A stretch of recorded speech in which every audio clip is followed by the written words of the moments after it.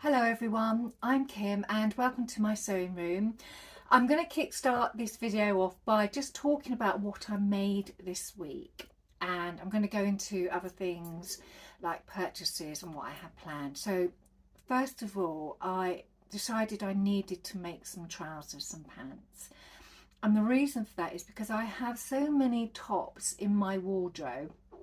Lots of different tops that I've made. I do like making shirts. I have lots of shirts, but I have found that when I pull out any of my shirts, I don't really have anything to coordinate with them. So I'm struggling to wear an outfit that coordinates really well. It just seems more than likely to clash.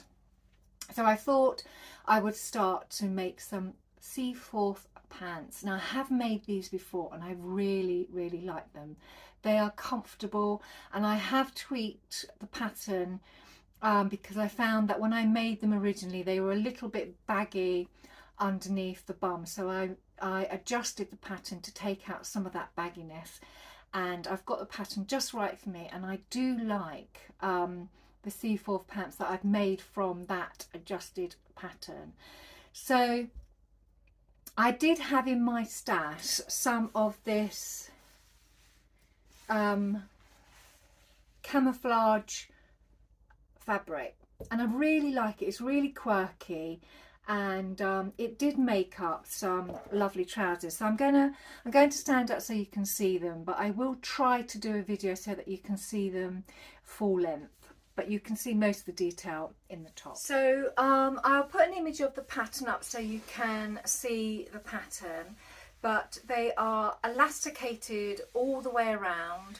They do have a little design feature in the front where you can put 2 buttonholes and pull through a bit of cotton tape, but all I did was just stitch this directly onto the trousers, because I found with that, when I've made a previous pair, this little bit of tape would just find itself loose and it would always be in the bottom of my washing machine. So I've decided to stitch that directly onto the waistband.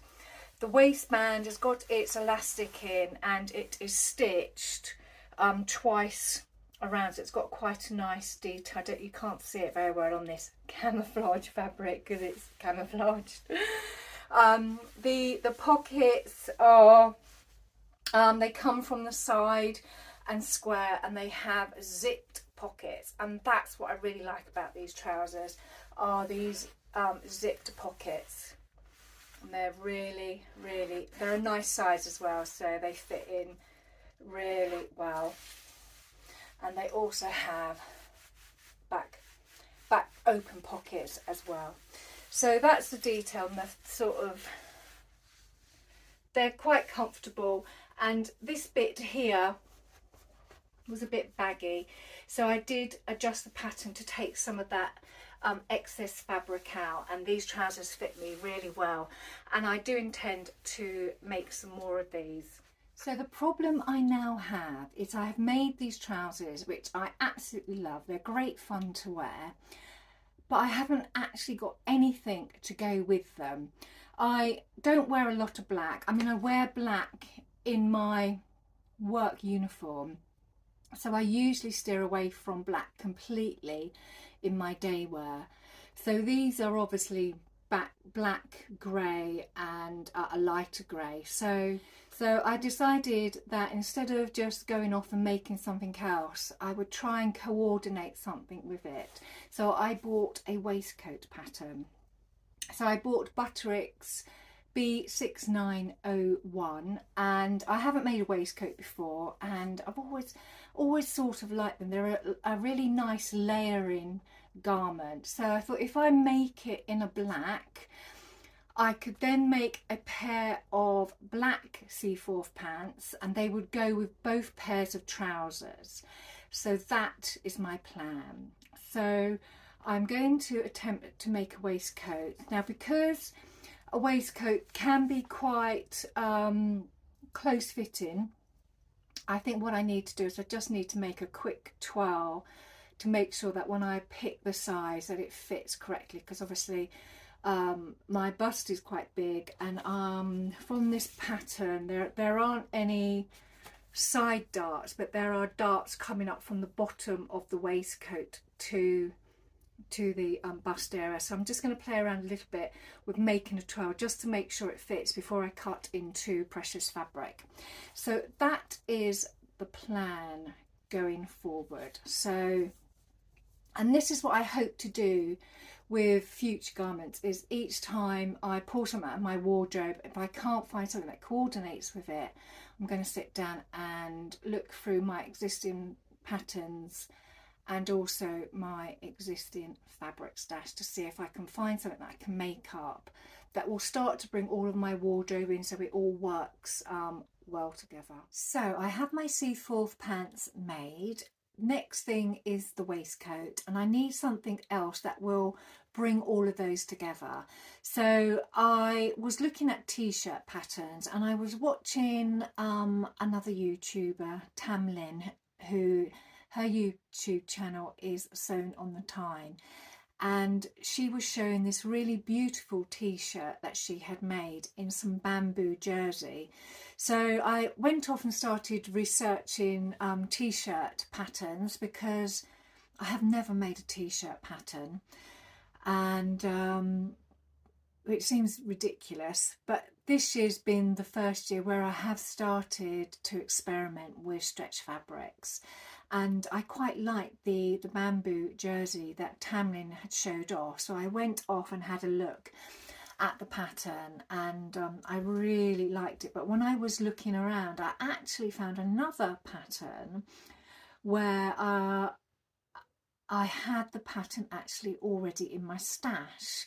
So I'm being good, and I thought, right, okay, use that pattern because you've got it. And I haven't made this pattern before. And it is actually one of my Make 9 2024 challenges. And I've already picked some beautiful peach, pink and cream burnout fabric to make that pattern in. But that is planned for later in the year, when it just definitely gets a little bit sunnier. So I thought I would use that pattern to actually make a dark grey bamboo jersey t-shirt, and the bamboo jersey is what Tamlin had demonstrated in her video, and I just thought it looked really nice. It looked so soft and it looked really nice. So I thought, right, okay, I'm going to make a dark grey bamboo jersey t-shirt, and that would go well with the camouflage trousers and a black waistcoat. And then if I make a pair of black Seaforth pants, which will also go with the black waistcoat and the grey jersey top, I have a few things that will work together, and we'll see how I progress with that. So I just need to go and find some bamboo jersey fabric, and I think I found some on Pound Fabrics, and they have a few selection of colours there. They have both grey and black, so you never know, I might get two lots and make two new t-shirts in the Somerset tea pattern. So that's my sewn garment for this week. And also I have been working on my Queen of Diamonds block. Now I did do a video where I showed you all of my fabrics from Lovely Jubbly to make up this next lot of blocks, but something went wrong and I lost the video, and somehow it got deleted, and that's why my video this week is a little bit late, because I lost everything I had originally recorded. But I have finished those blocks, so instead of showing you the fabric, I can actually show you the finished blocks. Now these blocks are month 11, and they are the last month of blocks, and next month we'll move on to the next stage of making up this quilt. So first of all, we have this. There are 3 blocks, and the first one is a full diamond. So this is the full diamond with the elephants and the tent stripe and all the various colours of blue and the bigger dots, and it's beautiful. So that's a full diamond. Then we have an edge block with the lovely stalk on the hippo, or it could be a heron, I'm not sure, but it's beautiful, beautiful and vibrant. And we have a half diamond block. So this block will go onto the side of the quilt, and it will literally go from that point down to that point. So though there is no fabric here or here, you won't see that because it will literally be halved. So the important side is this side here from that middle block. And yet again, it is all sort of blues and a little bit of green in the lazy stripe. So that's my blocks for month 11, and the next lot of fabrics I receive from Lovely Jubbly will be to place borders around each of the blocks and to put coloured cornerstones on each side. So hopefully in the next couple of weeks you'll start to see me showing you the blocks with their borders and cornerstones in. So the quilt is growing a bit more and it's all starting to come together. So I'm quite excited because this is the first time I've followed a program like this before. So there is a support group where we're all watching each other and everybody is sharing their tips and tricks, and some countries are a little bit ahead of the UK, so in some ways it's quite nice because they are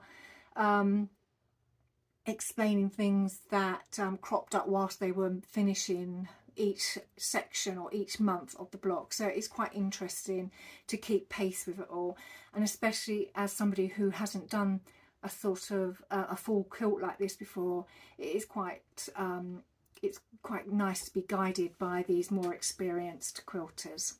So that is my Queen of Diamonds blocks for this month.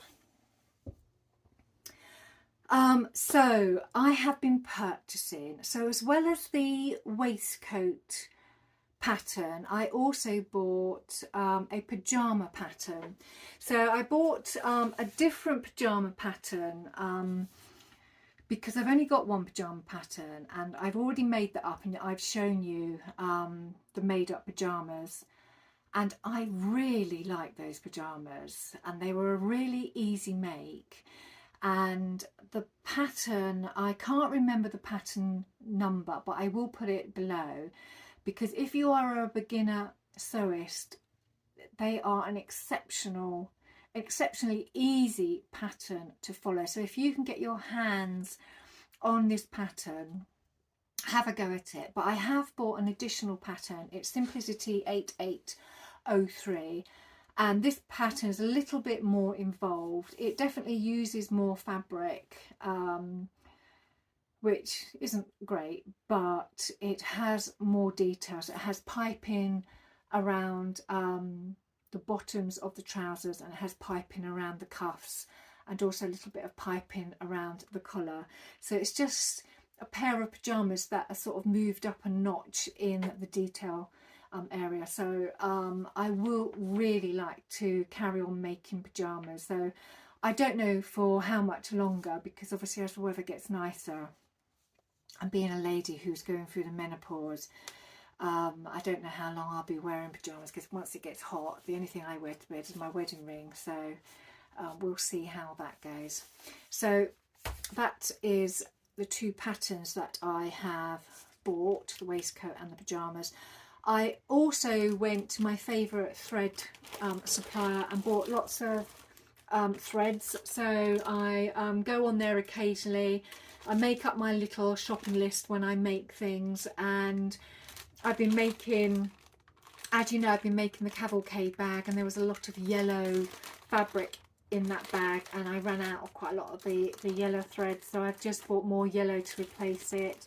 I bought more black and white. I always buy more of that when I can, and I've also bought some grey because I'm going to start working on the commission work that I have been given, which are the lunar lapping rabbits. So I've got 4 of those to make. So I've been cutting out the wool fabric to make those up. So you will hopefully see those progress when I start pulling them together as well over the next couple of weeks. I just bought some additional colours that I didn't see I had in my stash, so I just bought those as a sort of extra, as well as those on the Minions of Craft site. I found that they did some buttons, so I went off and bought some buttons because I have this fabric here which I bought from Poundland. So I bought some lovely pink, pale pink buttons that will go with them, and this fabric was to make up some pyjamas, and I haven't got any plans to make that up just yet, but it is definitely on my list of things that I would like to make. So I've just bought those in readiness. So I bought these lovely little green buttons which I thought would go on the other fabric that I bought from Poundland. And I also noticed on the Minions of Craft site that they did some tiny little buttons, which are these 6mm buttons, and I use those on the lunar lapping clothes that I make for I make the Alfie Rabbit clothes up in, so that's quite nice to have some of those.